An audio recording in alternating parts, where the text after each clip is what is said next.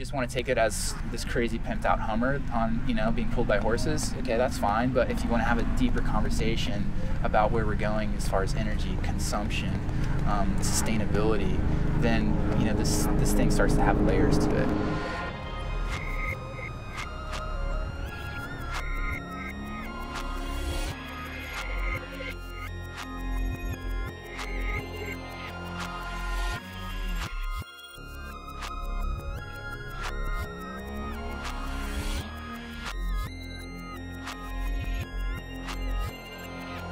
This piece was made in the height of the current recession that we were in.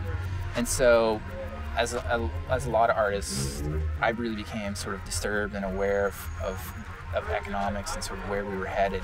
And so I naturally began to look backwards. And so that's when I came across this idea of a Hoover cart. So when the stock market crashed in 1929, people began defaulting on their car loans, which made the Great Depression even worse, similar to the whole housing bubble. And the byproduct was that, through the Great Depression, people had financed all these cars, but they couldn't afford to put gas, tires, fuel in them, and so they just sat around. And so some clever people in the rural South started cutting them up and hitching them to horses, and they called them Hoover carts after President Hoover was blamed for the Depression.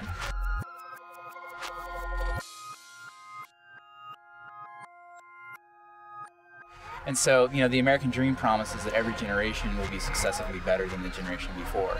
And somehow we replace better with bigger. You know what I mean? So I think that the Hummer sort of symbolized that. In fact, it's been called a rolling indictment of the American psyche on wheels.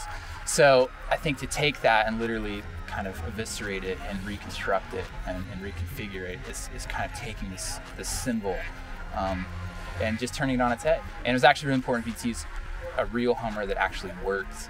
This wasn't wrecked, it was in perfect condition, and we cut it in half.